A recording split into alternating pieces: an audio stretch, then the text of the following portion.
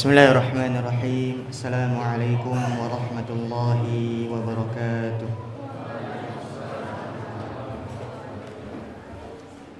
Innal hamdalillah nahmaduhu wa nasta'inuhu wa nastaghfiruh wa na'udzu billahi min shururi anfusina wa sayyiati a'malina.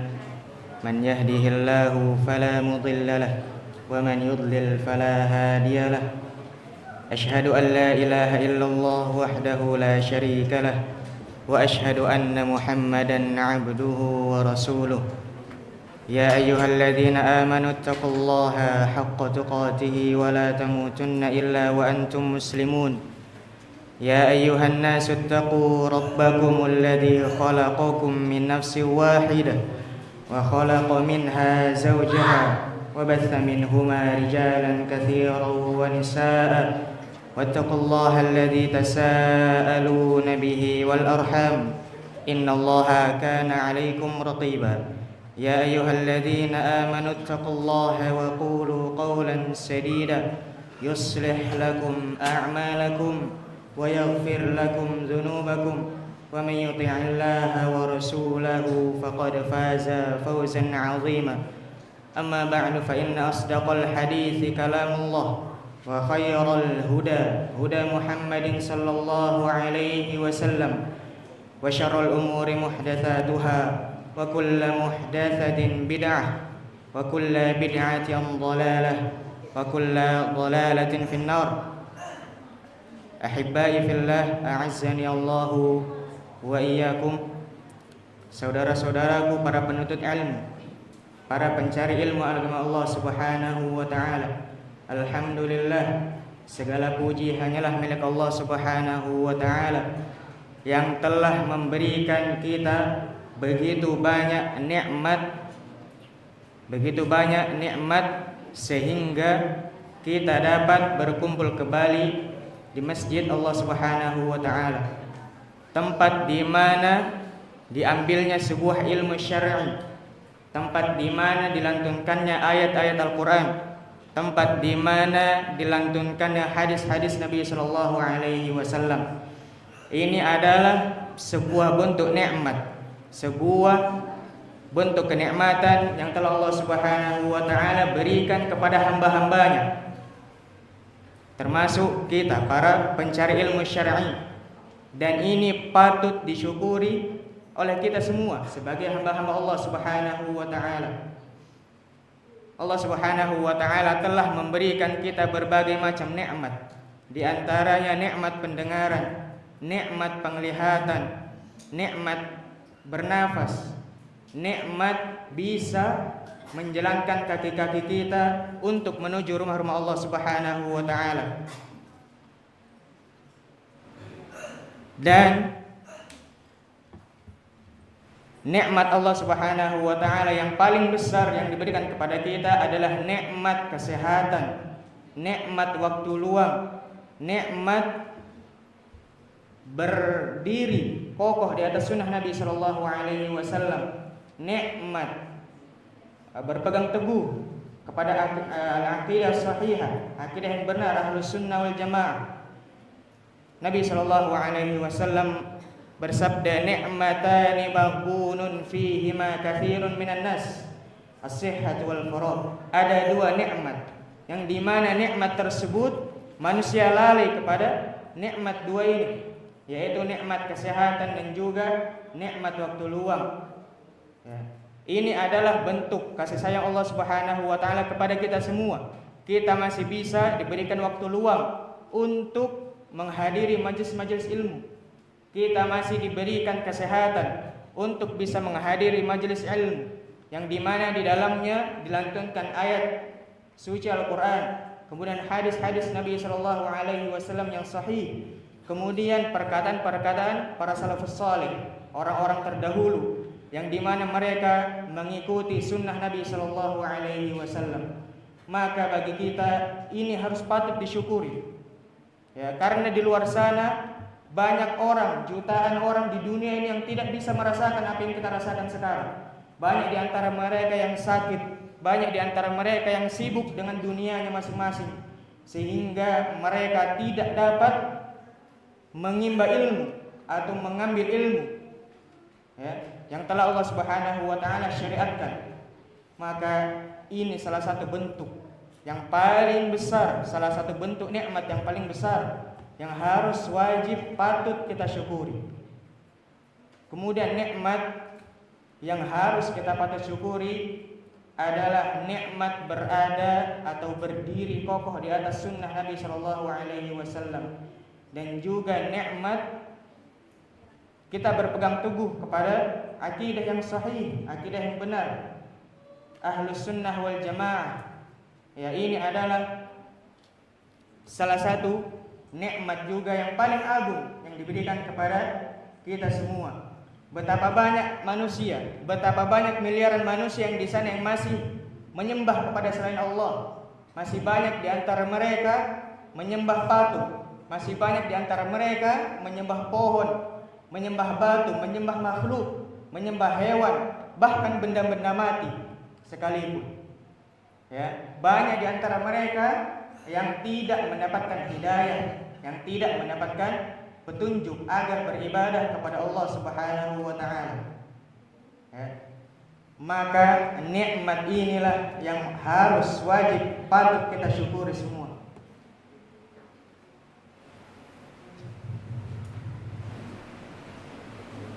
Salawat serta salam semoga selalu tercurah limpahkan kepada Nabi Muhammad sallallahu alaihi wasallam.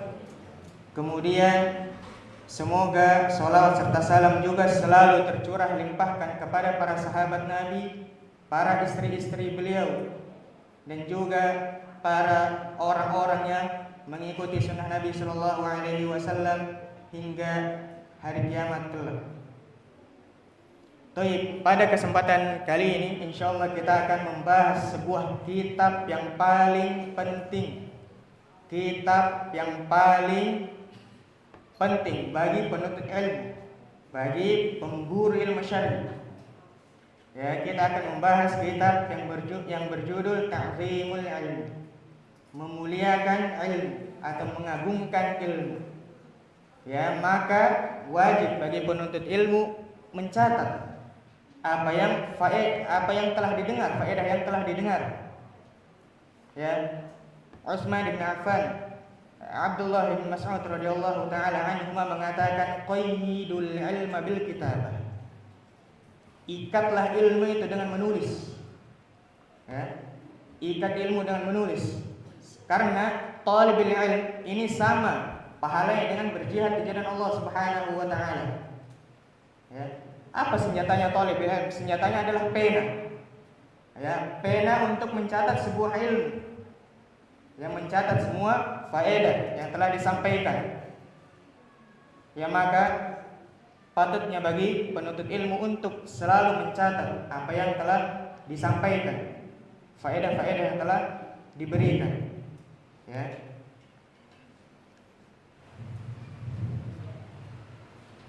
Baik, kita masuk ke pembahasan yang pertama. Hal-hal yang wajib untuk penuntut ilmu perhatikan, untuk diperhatikan para penuntut ilmu. Yang pertama adalah tadhiru wi'adil ilmi.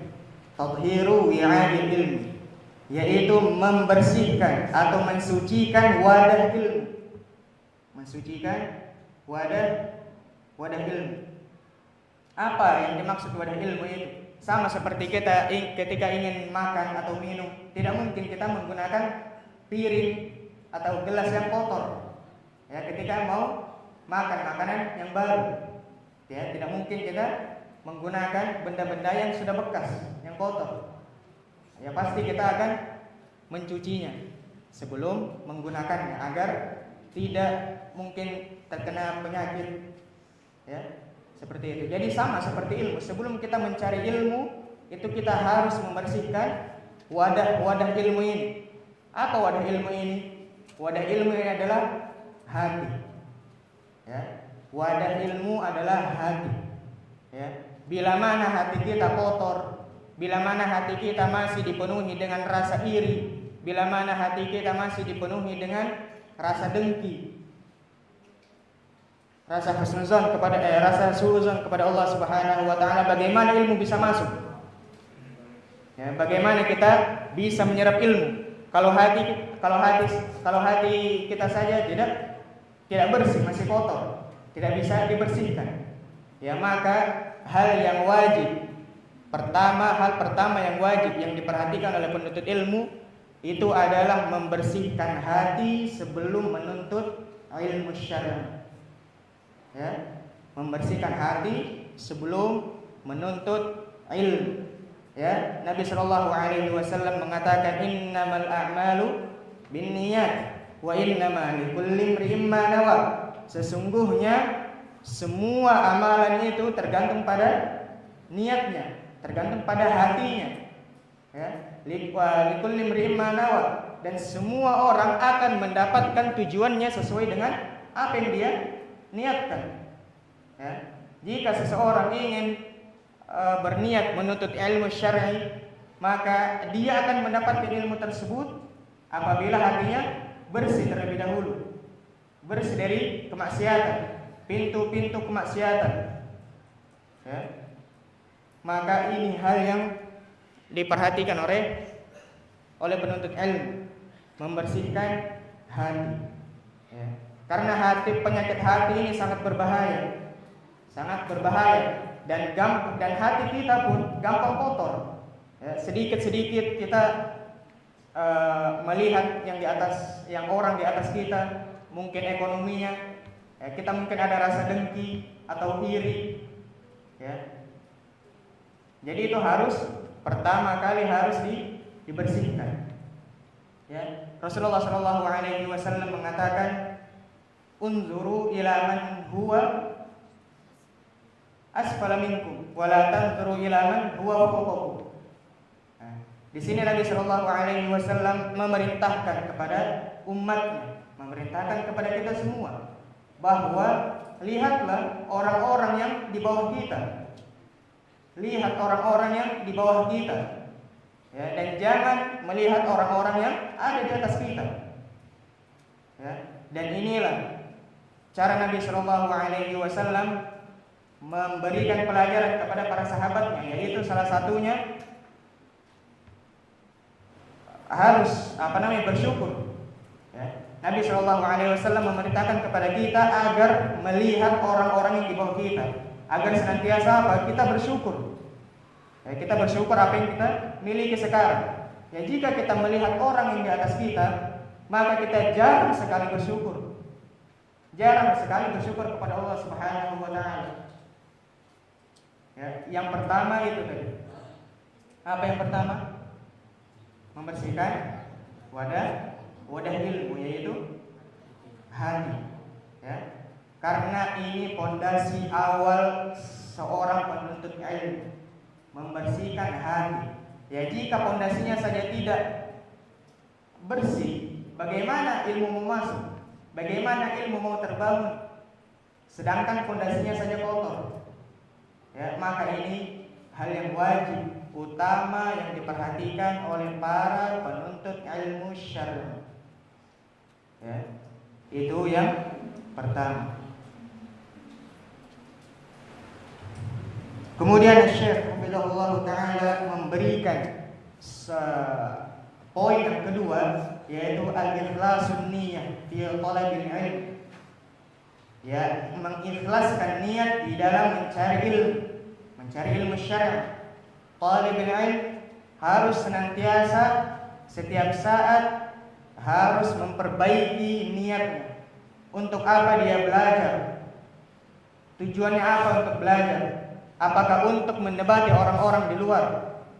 Apakah untuk pamer sana sini? Dengan adanya keilmuan dia, ya, harus mengikhlaskan hati, mengikhlaskan niat karena Allah Subhanahu wa taala. Ya, para penuntut ilmu harus meniatkan dia dalam mencari ilmu ini mengangkat kebodohannya dia. Ya, mengangkat kebodohan. Ya.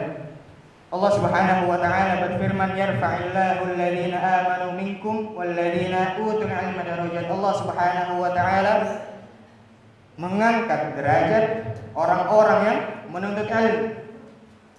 Allah Subhanahu wa taala mengangkat derajat orang-orang yang menuntut ilmu. Ya, walaupun dia di dunia sekalipun hina, mungkin orang miskin, mungkin orang apa, kalau dia berilmu dia mulia di sisi Allah Subhanahu wa taala. Ya, dan itu pun janji Allah Subhanahu wa taala, yarfa'illahu alladhina amanu minkum. Allah Subhanahu wa taala mengangkat beberapa derajat orang yang beriman di antara kalian. Walladzina utul ilma darajat. Ya, dan orang-orang yang mencari ilmu, orang-orang yang menuntut ilmu, ya Allah Subhanahu wa taala akan mengangkat derajat orang-orang ini. Ya, walaupun dia hina sekalipun, walaupun dia memiliki badan yang cacat, ya walaupun dia miskin, walaupun dia fakir, tapi dia mulia di sisi Allah Subhanahu wa taala. Karena apa? Karena dia mempunyai ilmu. Ya, mempunyai ilmu syar'i. Ya, sama seperti yang kita ketahui, yang masyhur Syekh bin Baz rahimahullahu taala, beliau buta sejak saat kecil. Ya, beliau buta sejak kecil. Tapi beliau sampai saat ini abadi nama beliau.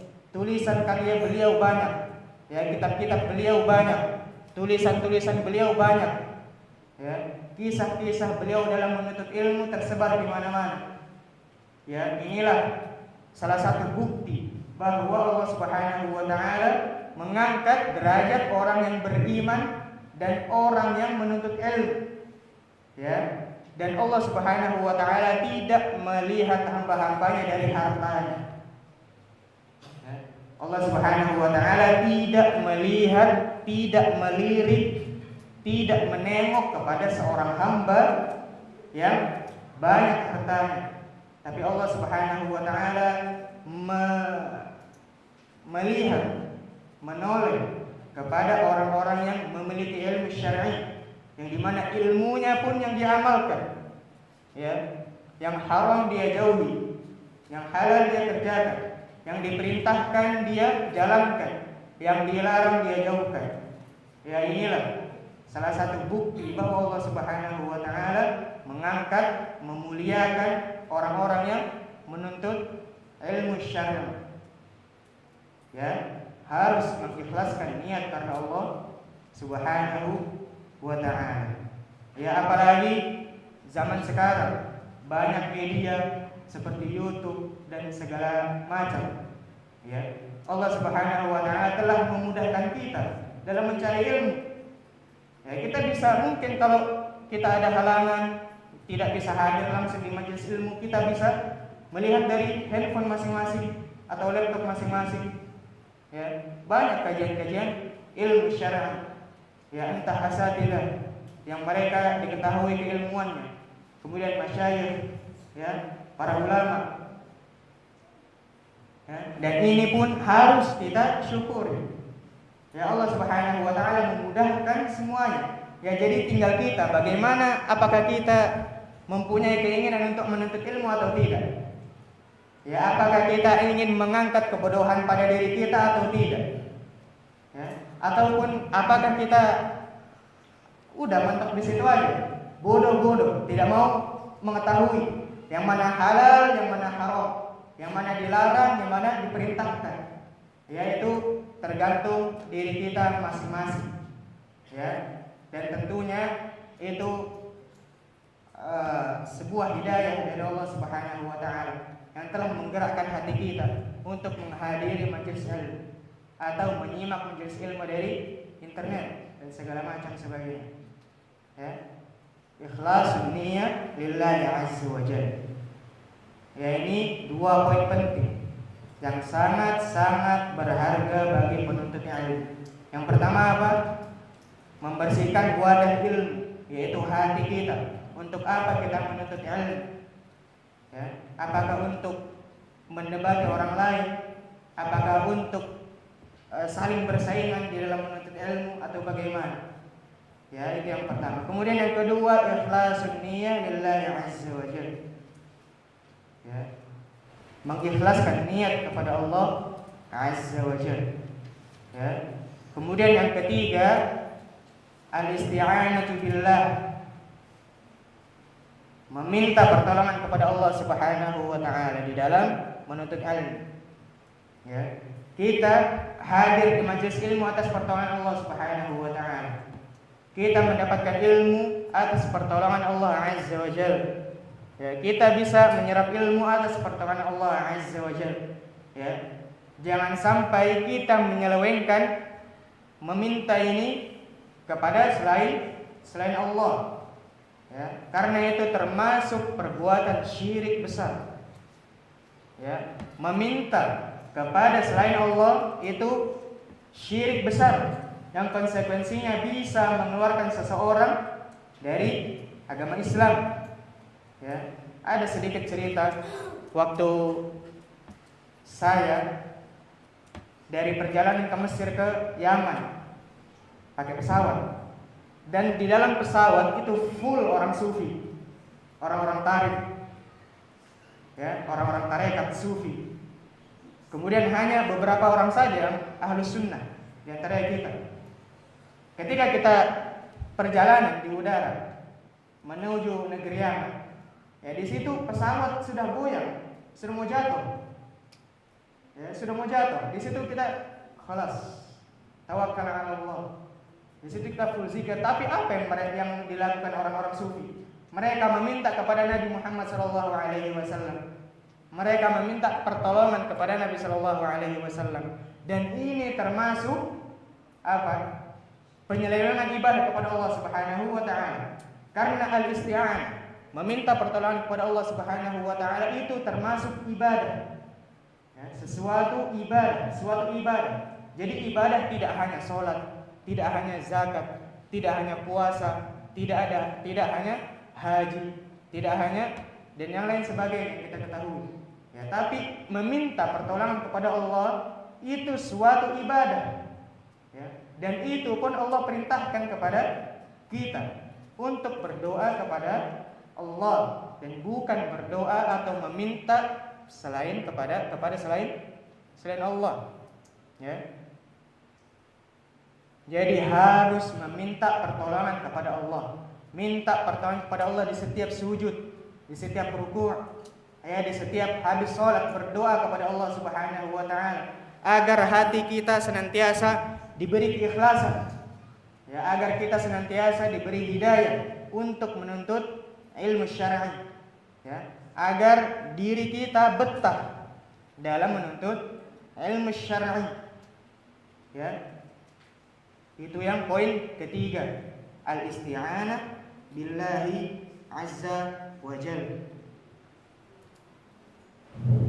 Kemudian poin yang keempat adalah jam'u hammatin nafsi alaih.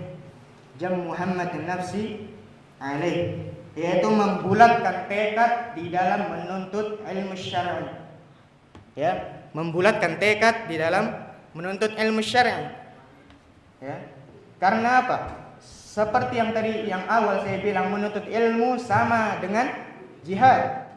Tentu berjihad di jalan Allah, perang di jalan Allah Subhanahu wa taala dalam membela agama Allah, ini butuh namanya sebuah tekad. Ya, sebuah keberanian. Sama seperti menuntut ilmu. Ya, kita harus mempunyai sebuah keberanian di dalam menuntut ilmu. Kita harus rehlah dalam menuntut ilmu, pergi jauh dari rumah menuntut ilmu.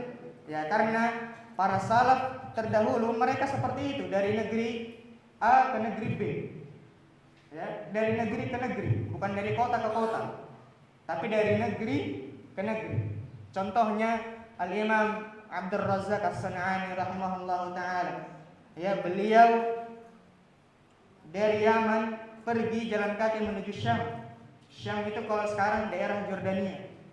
Ya, seberapa jauhnya beliau jalan kaki dari negeri Yaman menuju negeri Syam. Ya, kalau sekarang negeri Syam itu Jordania. Kemudian setelah beliau menuntut ilmu di negeri Syam, beliau menuntut ilmu lagi ke negeri Irak. Ya, untuk menuntut ilmu syar'i, untuk menulis hadis-hadis sahih. Ya, untuk menuntut hadis-hadis, untuk menulis hadis-hadis Nabi sallallahu alaihi wasallam. Lihatlah perjuangan para salaf. Ya, yang namanya sekarang pun masih ada sampai sekarang, tidak asing dalam pendengaran kita. Ya, Syekh Abdul Razak As-San'ani, beliau asli orang Yaman.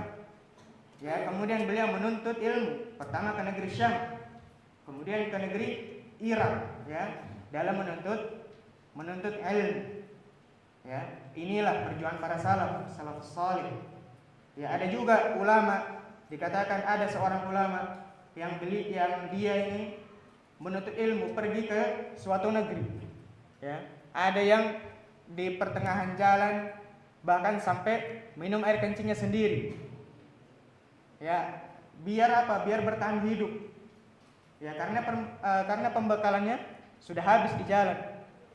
Ya, itulah perjuangan para salaf yang sepatutnya bagi penuntut ilmu untuk menjadikan ini motivasi, bersemangat dalam menuntut ilmu.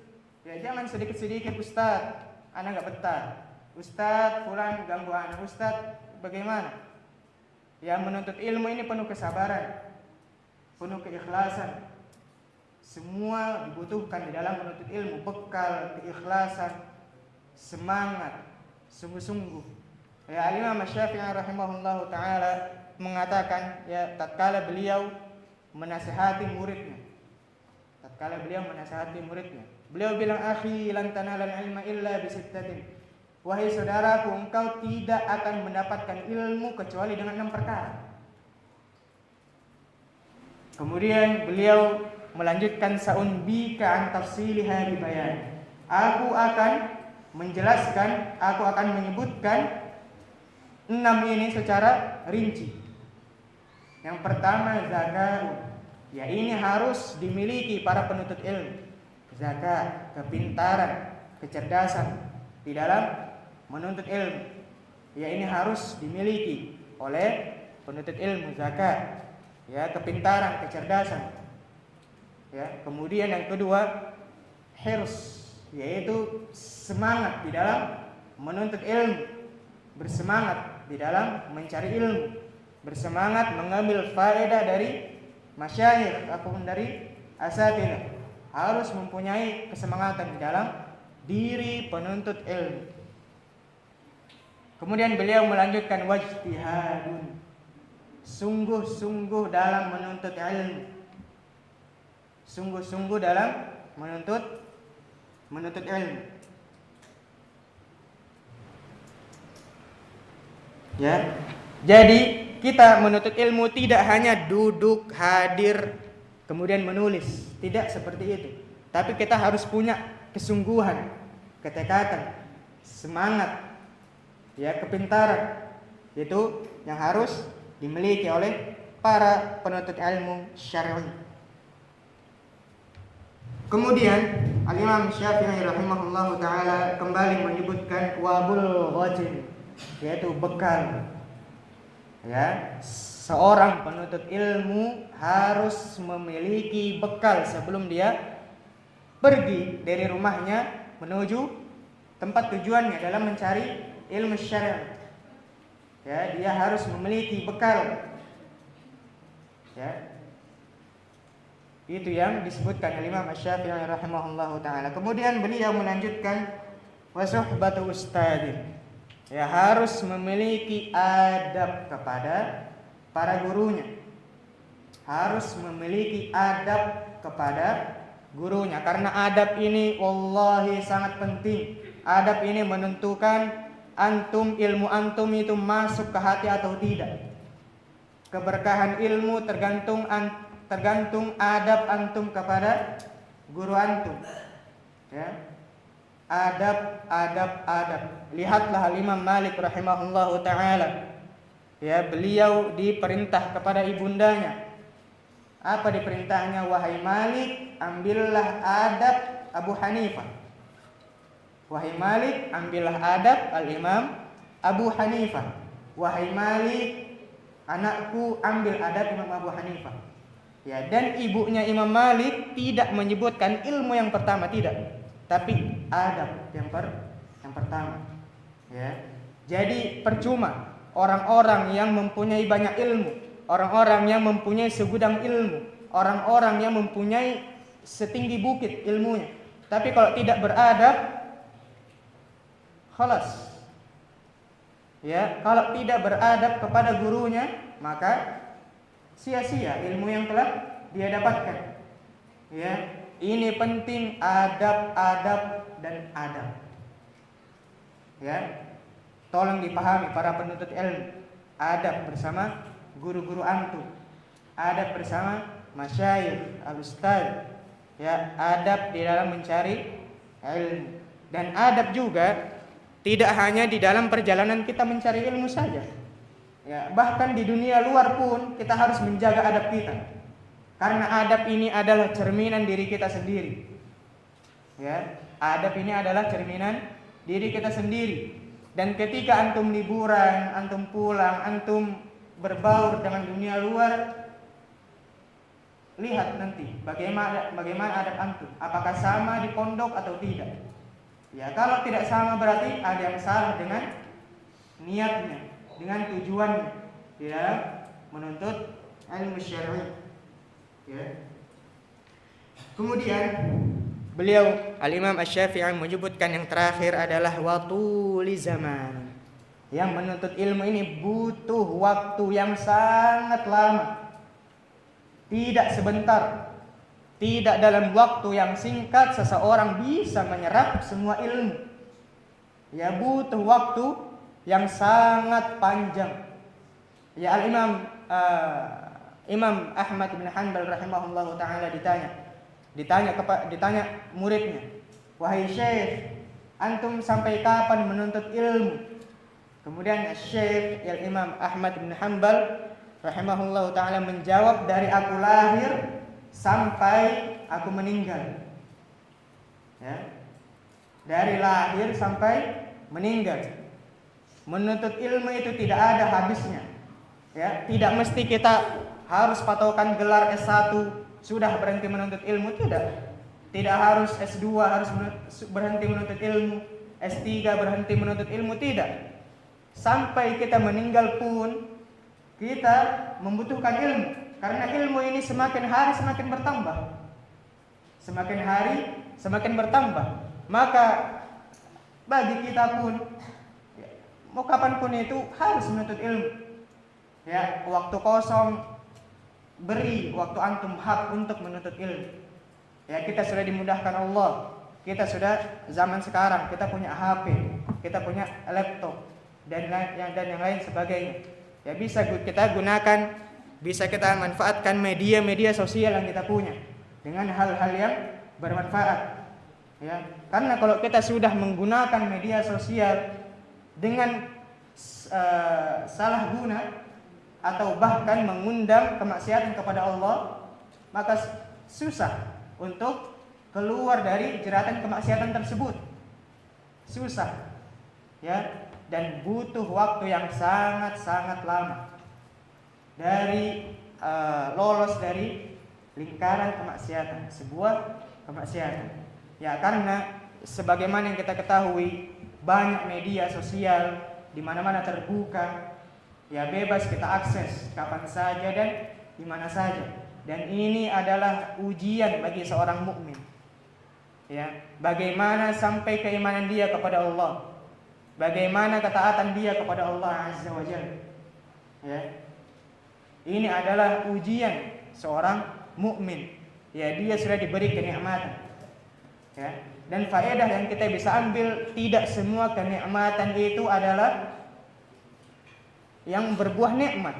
Ya, ada kenikmatan yang pada akhirnya menjadi sebuah kemaksiatan. Ya, contohnya seperti ini, kita diberikan akses mudah. Ya, seperti handphone zaman sekarang, ya. Banyak elektronik. Ya, jadi bagaimana kita cara menggunakan nikmat yang telah Allah berikan? Apakah kita gunakan di dalam menuntut ilmu? Apakah kita gunakan dalam mendengarkan lantunan ayat-ayat Allah Subhanahu wa taala? Dan apakah kita gunakan untuk mendengar hadis-hadis Nabi sallallahu alaihi wasallam, atau bahkan itu menjadi pintu kemaksiatan untuk kita? Ya, ini yang harus kita perhatikan. Ya, jangan sampai dengan Allah mudahkan kita zaman sekarang, itu malah membuat kita durhaka kepada Allah Subhanahu wa taala. Jangan sampai dengan Allah mudahkan kita sekarang itu menjadi awal mula pintu kemaksiatan kita kepada Allah Subhanahu wa taala. Ya. Dan itu yang harus kita perhatikan.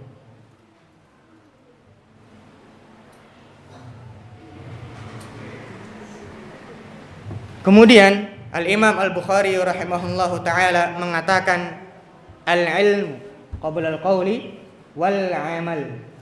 Ya, berilmu dulu sebelum berucap. Berilmu dulu sebelum berucap dan sebelum beramal. Ya, itulah pentingnya ilmu. Bagaimana orang-orang di luar sana, ya, yang kita lihat di media sosial, mereka berbicara tanpa ilmu, mereka berbicara tanpa menyebutkan dalil dari Al-Quran, Sunnah, maupun perkataan para salafus salih. Berapa banyak orang-orang bodoh, ya, yang tayang di mana-mana dan bahkan mengikuti banyak pengikut, ya. Dan ini tugas kita sebagai para penuntut ilmu untuk menyadarkan mereka, ya, untuk menyadarkan mereka agar tidak mengajak manusia kepada hal-hal yang bodoh, agar tidak menyesatkan manusia. Ya, ini adalah tugas para penuntut ilmu. Ya, ketika antum nanti pulang, antum melihat sebuah kemungkaran, tegur, antum nasihati, tapi tegur dengan hikmah, dengan lembut. Ya, cara berdakwah seperti itu. Sampaikan dengan hikmah, sampaikan dengan lembut. Ya, kemudian sampaikan dalil-dalil yang sahih. Kemudian jelaskan kepada mereka. Ya, ketika mereka menerima, alhamdulillah, mereka mendapatkan hidayah Allah Subhanahu wa taala melalui perantara kita. Ya, dan ketika mereka tidak menerima apa yang telah kita sampaikan, khalas, berlepas diri dari itu. Ya, tugas kita itu berdakwah, mendakwahi orang-orang di luar sana yang dimana mereka masih tersesat, jauh dari agama Islam, jauh dari pemahaman yang benar, jauh dari akidah yang benar. Ya, itu tugas kita sebagai penuntut ilmu syar'i. Ya.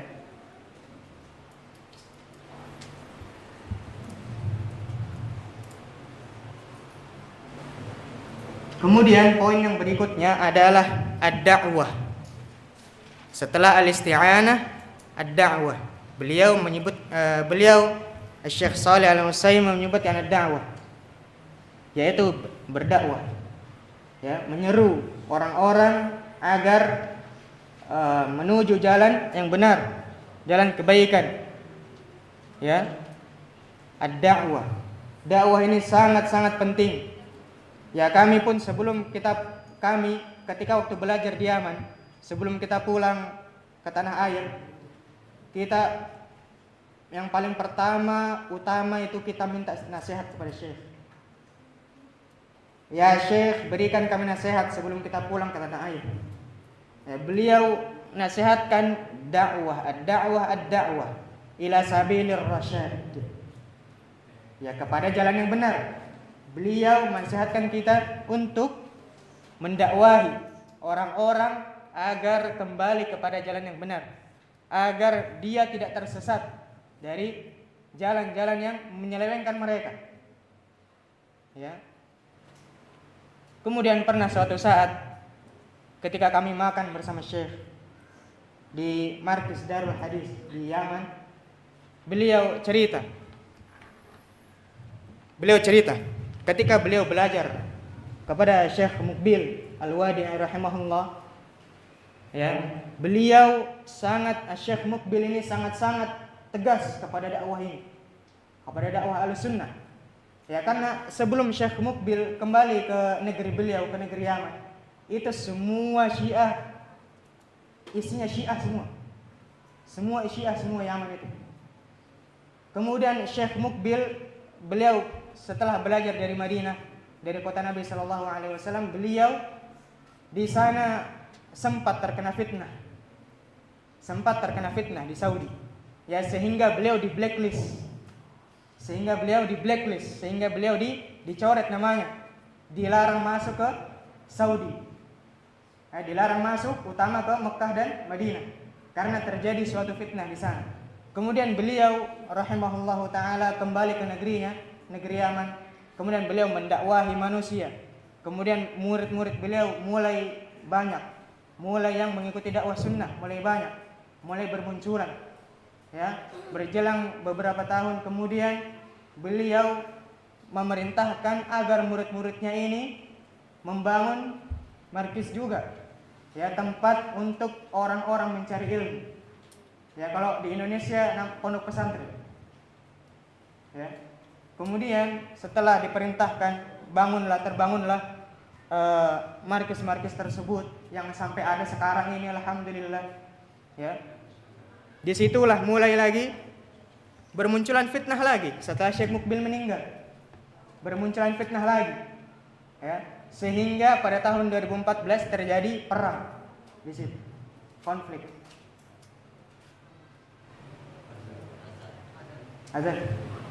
Azan dulu.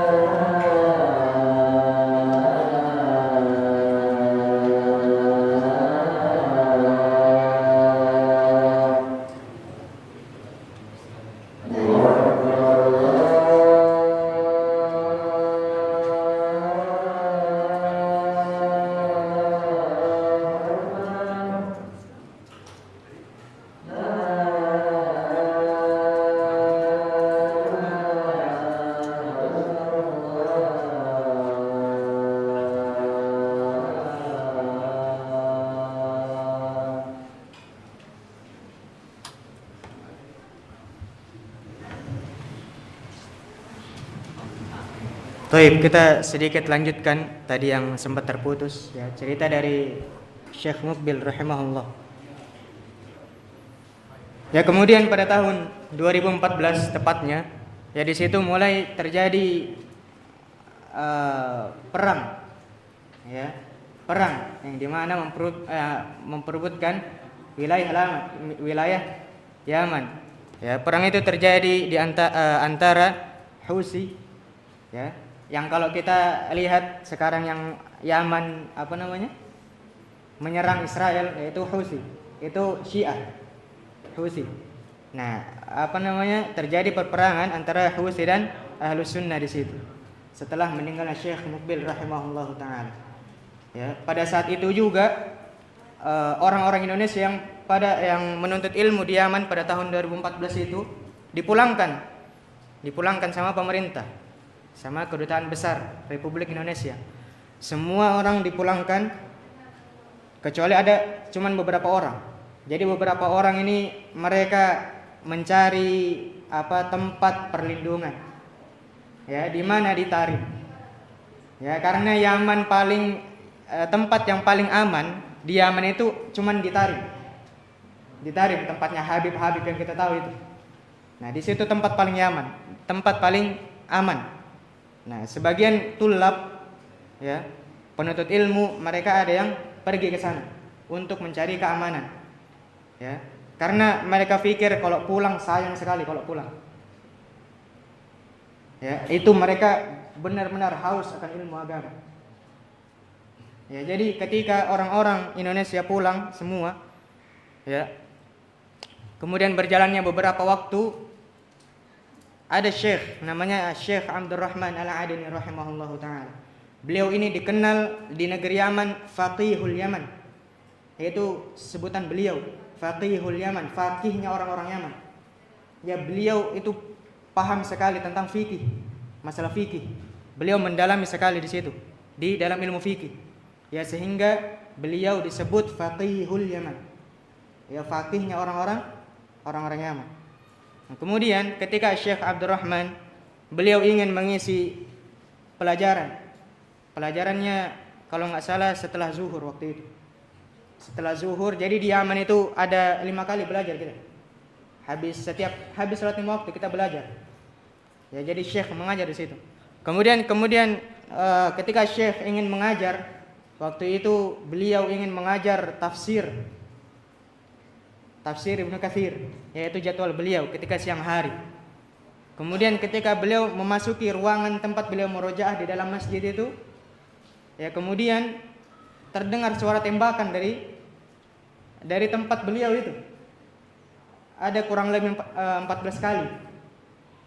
Ada kurang lebih 14 kali itu suara. Kemudian ketika para tulab beliau ini kaget, kenapa ada suara tembakan di dalam masjid? Ya, kemudian para tulabnya, murid-muridnya itu meriksa ruangan Syekh, ternyata beliau meninggal di tempat. Ya, terdapat ada 14 peluru di tubuh beliau rahimahullahu taala. Ya. Jadi sekarang semoga Allah Subhanahu wa taala menjaga para penuntut ilmu dan juga ulama-ulama yang ada di negeri Yaman sekarang. Amin.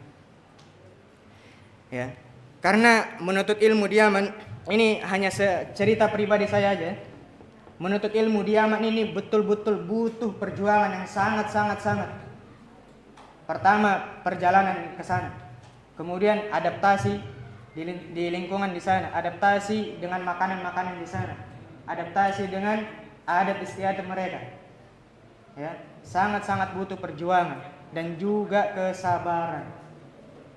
Ya. Kami di Yaman itu belajar, itu kasur kita tipis sekali, sampai kalau ada angin itu ke bawah angin kasur kita itu. Ke bawah angin. Ana pernah jemur kasur, itu tiba-tiba kasur ana habis salat zuhur itu tiba-tiba ada di depan rumah Syekh. Saking tipisnya kasur kita. Ya, kita seadanya di sana. Ya. Yaman ini memang betul-betul merasakan yang namanya menuntut ilmu itu di Yaman. Ya, di sana serba kekurangan, di sana jaringan susah sekali. Kita ngirim chat WA aja mungkin besoknya baru terkirim. betul-betul susah sekali. Ngirim apalagi nelpon itu harus disambung VPN dulu kalau nelpon WhatsApp. VPN kemudian WA. Ya, betapa banyak kita butuh biaya kuota di situ. Ya, dan kuota di Yaman ini mahal banget. Mahal sekali. Ya, jadi kalau kita menginginkan sesuatu, kita di Yaman itu belajar. Ketika kita mau sesuatu, entah kita mau beli kitab, mau beli apapun itu yang mau kita inginkan, kita harus kerja dulu. Ya, jadi kita di Yaman nggak cuma belajar, jadi kita sambil kerja. Entah itu serabutan, entah itu angkat-angkat batu ke terak, entah itu cuci-cuci piring di restoran, ya, entah itu mengembala kambing-kambing orang. Ya. Dan ana pribadi, waktu ana di Yaman itu ana sambil kerja angkat-angkat batu. Ya, karena rasanya kalau mau minta sama orang tua nih, Allah, seperti aib sekali. Minta sama orang tua itu seperti aib sekali bagi kita. Ya, jadi kalau kita di sana mau menginginkan sesuatu, ya kita harus usaha dulu, usaha dengan diri kita sendiri. Kita bisa kerja, cari uang sendiri. Ya. Sama juga seperti teman-teman yang mereka berkeluarga di Yaman, mereka sambil belajar, ada yang sambil kuliah, ada yang sambil bekerja. Semuanya sama rata. Ya. Kecuali orang-orang yang tidak ada niat sekali di Yaman. Ada salah satu orang asal Bandung. Ya, dia ini memang dikenal orang berada. Bisa disebut orang kaya. Jadi dia ini jarang sekali belajar. Setiap hari di hotel. Setiap hari itu nginap di hotel, makan restoran. Ya. Kita tanya, antum ngapain jauh-jauh dari Bandung ke sini? Antum cuma buat foya-foya. Kalau buat foya-foya ngapain jauh-jauh ke sini? Di sini lebih susah yang antum cari. Mending pulang aja ke Indonesia. Ya, karena yang kita cari itu ilmu. Ya. Kemudian ada sedikit cerita. Ketika kami waktu itu ana bertiga sama teman. Ketika kita hendak pergi ke Yaman bagian utara. Jadi Yaman ini terbagi menjadi dua. Ada Yaman utara, ada Yaman selatan. Tempat kita ini di Yaman selatan. Ketika kita mau naik ke Yaman utara, Yaman utara ini dikenal dingin cuacanya. Sampai dijuluki Yaman utara itu Salajatul Yaman, kulkasnya Yaman, saking dinginnya. Dan di sana sudah mulai turun salju. Di Yaman bagian utara. Ketika kita memutuskan untuk pergi ke Yaman utara untuk mengunjungi namanya Syekh Muhammad bin Abdullah Al-Imam. Ya, beliau ini adalah salah satu murid pertama Syekh Mukbil rahimahullah. Ya, beliau termasuk ulama sepuhnya Yaman, ulama paling tua yang ada di Yaman. Ya, keilmuan beliau sangat-sangat luar biasa.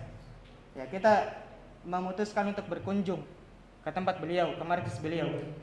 Ya, kemudian sebelumnya ini kita memang sudah mengambil banyak pengalaman dari orang-orang sebelum kita yang mereka sudah merasakan pergi ke Yaman Utara ini, bagaimana di perjalanan, bagaimana gini. Ya, karena Yaman Utara ini sudah dikuasai sama Syiah. Ya, kemudian kita sebelum memasuki perbatasan Yaman Utara itu, kita sama supir, jadi kita naik semacam minibus gitu.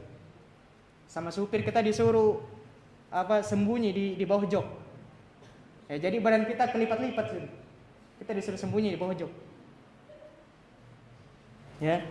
Dan ternyata ketika pemeriksaan, jadi di Yaman itu di setiap 1 kilometer itu ada namanya nuktoh.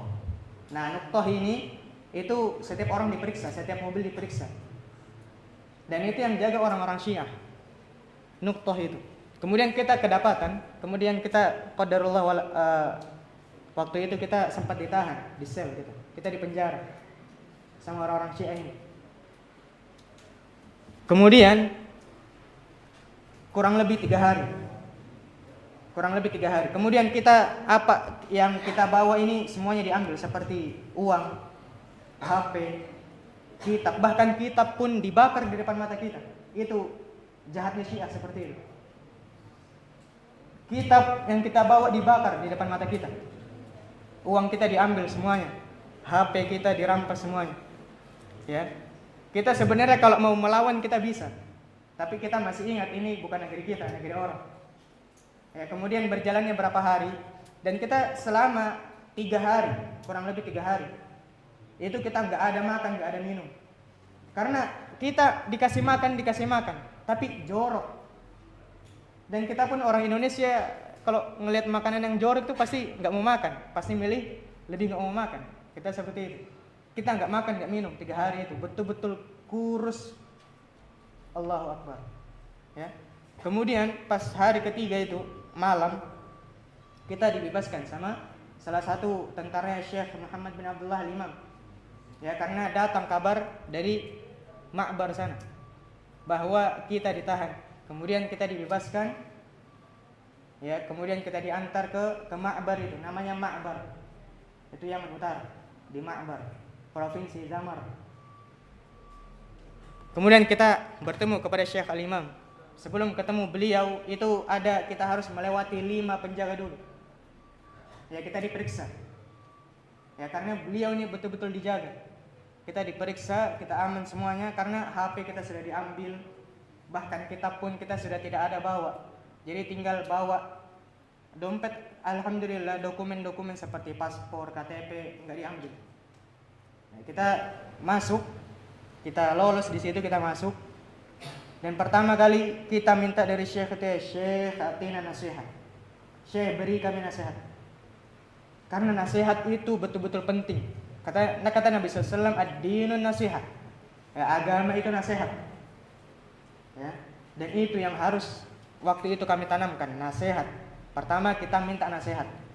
Kemudian beliau hafizahullahu ta'ala menanyakan kepada kita, hal minkum minal mutazawwijin, apakah dari kalian ada yang sudah menikah? Kita waktu itu kebetulan belum ada yang menikah. Belum, Syekh, belum ada. Kemudian beliau hafizahullah memberikan kita uang. Beliau ngasihnya dolar Amerika, USD. Jadi kita itu dikasih beliau ini nggak tahu pasar, nggak tahu mata uang, nggak tahu beliau. Saking beliau sibuknya diambil. Ya, kemudian kita dikasih itu sedapat genggamannya beliau. Ya, kita tahu orang Arab itu besar-besar tangannya. Ya, jadi kita dikasih segenggaman beliau, kemudian kita belikan apa yang kita butuhkan. Ya, itu sedikit perjalanan menuntut ilmu di negeri Yaman. Ya, saling berbagi pengalaman. Ya, mungkin bisa dijadikan juga motivasi untuk antum, ya. Yang sekarang kita alhamdulillah tinggal di negeri yang sangat-sangat aman. Ya, negeri yang sangat aman dari kericuhan, kekacauan hingga peperangan. Baik. Mungkin cukup sampai sini aja. Insyaallah kita bertemu di lain waktu insyaallah. Wassallallahu ala nabiyyina Muhammadin wa ala alihi wa sahbihi wa barik wa sallam. Subhanakallahumma wa bihamdika asyhadu an la ilaha illa anta astaghfiruka wa atubu ilaik. Assalamualaikum warahmatullahi wabarakatuh.